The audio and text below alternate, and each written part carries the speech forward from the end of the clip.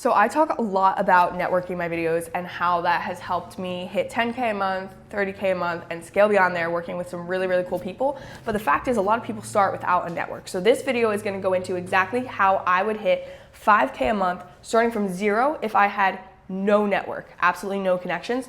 This is what I would do, okay? Number one, I would go on to Eventbrite and I would look at local networking events in my area. Because step one is gonna be to get that connection, to get that network back, get those connections back.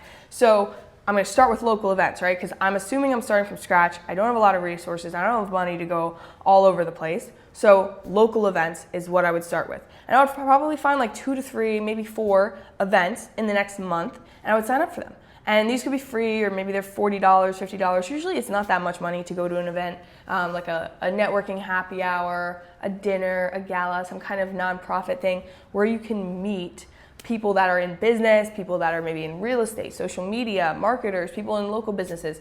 And even local businesses, that's super valuable. Because when I started, this is literally what I did. I started by going to events in my local town. I grew up in a small town in rural New York, and I was going to local events just like with florists, with people who own little beauty spas, and that was my network. My network of business owners was all just like local businesses who were probably making less than 100 grand a year. And I was networking with those people, and those people became my first clients. So that's really valuable because you have to start somewhere. So that's what I would start with.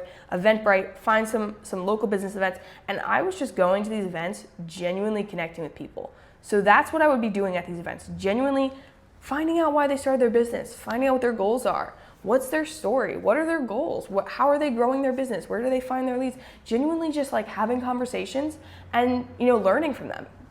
Coming into this situation super humble. Like when I went to these events, I didn't know a lot about business, but I was curious to learn, and people can feel that. And I also was not trying to pitch them anything. First of all, I didn't have anything to pitch like up until 6 months ago. So what was I gonna pitch them? Well, to be fair, I was trying to do some social media marketing this time last year, but I wasn't hard pitching it. Actually, I was just making content, and then I would show these business owners the content I was making, and then they were like, oh, cool, can you make content for me? So organic, natural, pretty much the same thing that happens with my copywriting now, where I don't have to pitch anyone because I'm just adding value. They find out what I do. It's something that solves their problem. They ask me to work with them. So that's what I would do first. Find local events on Eventbrite. Number 2, what I would do is join a free school community. I didn't know this existed. This time last year, I had no idea what this platform was, but now that I know, in retrospect, this is what I would do starting from scratch. Join a free community, because guess what? It's free. And I can't even tell you how many people I've met through free communities, joining mastermind calls, joining networking meetings, co-working hours, and then like investing into paid communities. I guess that would be number 3, is like invest into paid communities, because you can make that money back so fast. And you want to be intentional about what communities you're investing into, and make sure that they're aligned with whatever it is that you want to build a business around.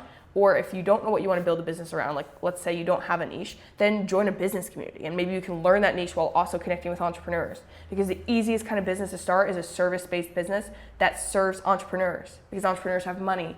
So that's why copywriting worked out so well for me, because I learned that skill, and it was very valuable to a very like niche group of people who had the money to spend.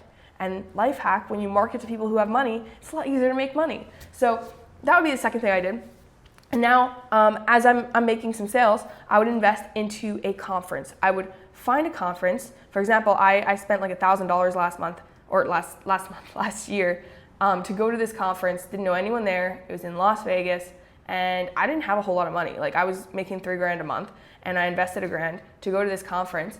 And it was a real estate conference. I don't know a lot about real estate, but I met so many cool people there that like led to podcast opportunities, that like led me to meeting other people in social media, led me to creating a whole network of people in Vegas.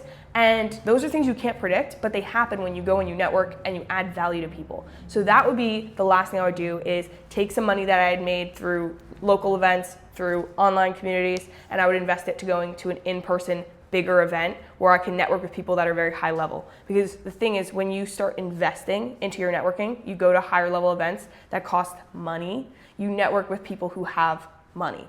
And so you want to continue to level up the circles that you're in.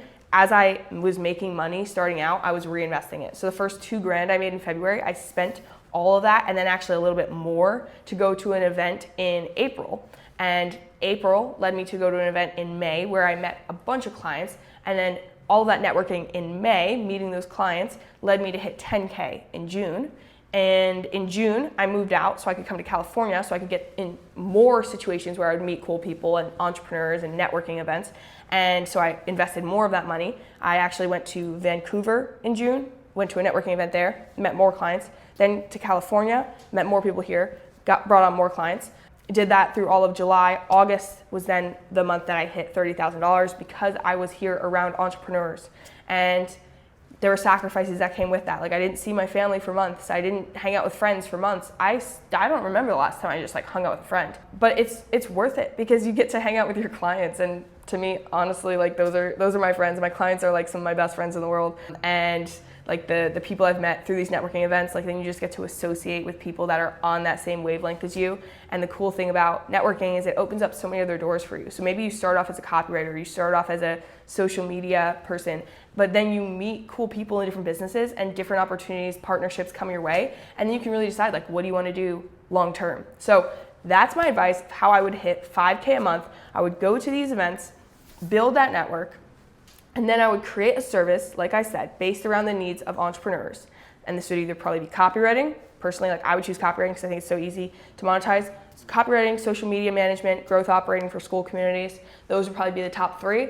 And I would just basically go and find people that had that bottleneck, had that problem. They need, they have an offer that they need to monetize through a community. I would tell them, some of the things I'd learned about communities, offer some value up front, give them a solution, and then put myself in a scenario where they can pitch me. Because if you solve problems for people, they will pitch you as opposed to you having to pitch them.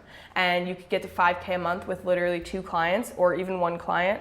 I mean, I have a 10K client right now, and it's not hard to get to 5K a month if you have a service that targets entrepreneurs. So hopefully that's helpful. Comment below if you guys have any questions. I will see you in the next video. And oh yeah, you can join my school community if you want. It's linked in the description as always, and I will see you awesome people inside. Bye-bye.